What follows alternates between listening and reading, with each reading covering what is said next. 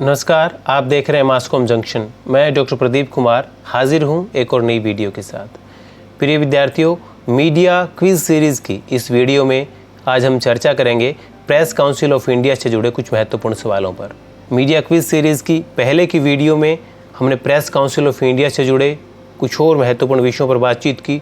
एक क्विज़ भी हमने प्रेस काउंसिल ऑफ इंडिया के बारे में की। उसका दूसरा जो पार्ट है, दूसरा जो हिस्सा है, उसमें जो बचे हुए सवाल हैं, जो महत्वपूर्ण सवाल हैं, उन पे हम चर्चा करेंगे इस क्विज़ में।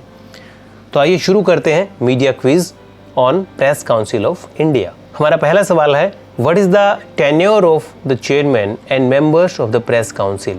यानी प्रेस परिषद के जो चेयरमैन हैं या उसके सदस्य हैं या प्रेस काउंसिल ही कहें, उसका टेन्योर क्या होता है, उसका कार्यकाल कितने समय का तय किया गया। तो दोस्तों, इस सवाल का सही जवाब है 3 ईयर्स। जी हाँ, प्रेस काउंसिल का जो टेन्योर होता है, जो कार्यकाल होता है, वो 3 वर्ष होता है।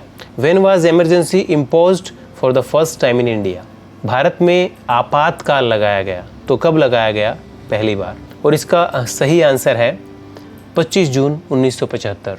आपातकाल के बारे में हम यहाँ जिक्र इसलिए कर रहे हैं, इस क्वेश्चन को हमने इसलिए डाला है क्योंकि इमरजेंसी का जो पीरियड था, उस दौरान जो पत्रकारिता है उस पर बहुत असर इसको देखने को मिला। और आगे आने वाले जो सवाल इस क्विज़ के हैं, इसके माध्यम से आपको समझ में आएगा कि इमरजेंसी और जर्नलिज्म, उसका कितना एक संबंध है और कितना प्रतिकूल प्रभाव उस पर पड़ा। और तो 25 जून 1975 को हिंदुस्तान में इमरजेंसी लगाई गई।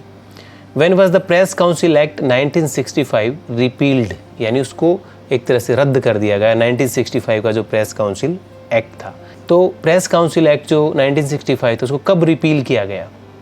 और इस सवाल का सही जवाब है 1975। तो जैसा कि हमने बताया, 25 जून 1975 को आपातकाल लगाया गया और आपातकाल लगने के बाद तत्कालीन कांग्रेस सरकार ने 1975 में प्रेस काउंसिल एक्ट 1965 को रिपील कर दिया, उसको पूरी तरह रद्द कर दिया। Then when was the press council dissolved after the emergency was imposed. तो जैसा कि हमने बताया, इमरजेंसी लग गई थी, आपातकाल लगा दिया गया था। प्रेस पर काफ़ी प्रतिबंध भी उस दौर में लगाए गए। जैसा कि हमने बताया, 1965 का जो एक्ट था उसको रिपील किया गया। तो प्रेस काउंसिल जो है उसको भी डिसॉल्व कर दिया गया, उसको भी भंग कर दिया गया। तो कब किया गया? तो इस सवाल का सही जवाब है 1 जनवरी 1976। जी हाँ, 1 जनवरी 1976 को प्रेस काउंसिल को डिसॉल्व कर दिया गया during emergency period. When was the emergency lifted, यानी इमरजेंसी जो है, जो आपातकाल था, उसको हटाया कब गया? और इस सवाल का सही जवाब है जनवरी 1977। तो लगभग 2 साल तक भारत में आपातकाल लगा रहा। Then when was the new press council act implemented after the emergency, यानी आपातकाल के बाद जो नया प्रेस काउंसिल एक्ट था वो कब लागू किया गया?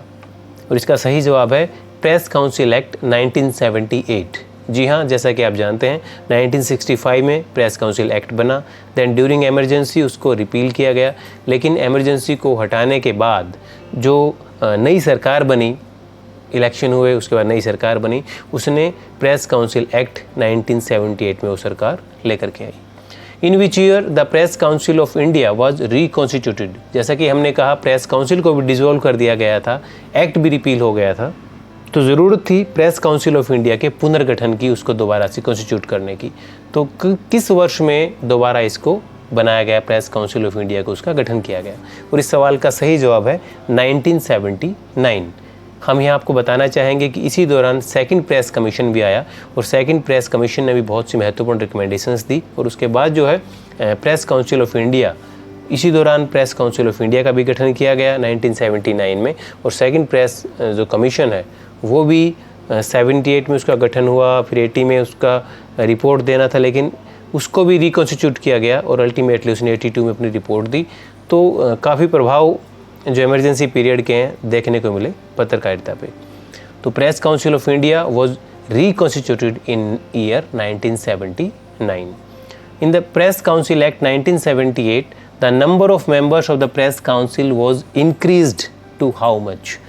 जैसा कि आप जानते हैं, जब सबसे पहले प्रेस काउंसिल ऑफ इंडिया का गठन हुआ 1966 में, तो उसके चेयरमैन के अलावा 25 मेंबर्स थे। उसके बाद 1970 में अमेंडमेंट हुआ, मेंबर्स की संख्या 26 की गई। लेकिन 1978 का जो एक्ट था, उसके बाद मेंबर्स की संख्या 28 कर दी गई, यानी 2 और मेंबर इसमें बढ़ा दिए गए। तो इसकी क्लासिफिकेशन क्या रही, हमारा अगला सवाल जो है क्लासिफिकेशन ऑफ मेंबर्स। जैसा कि आप देखेंगे बाकी टेबल ये बिल्कुल वही है जो आपने पिछली क्विज़ में देखी थी। जो 13 वर्किंग जर्नलिस्ट हैं, 6 न्यूज़पेपर ऑनर्स हैं, 1 रिप्रेजेंटेटिव फ्रॉम न्यूज़ एजेंसीज़, और यहाँ पे मेंबर ऑफ पार्लियामेंट जो है उनकी संख्या 5 कर दी गई, लोकसभा से 3 और राज्यसभा से 2, जो कि पहले 2 और 1 था, यानी लोकसभा से 2 राज्यसभा से 1 मेंबर था, लेकिन अब इसकी संख्या हो चुकी है मेंबर ऑफ पार्लियामेंट्स की 5।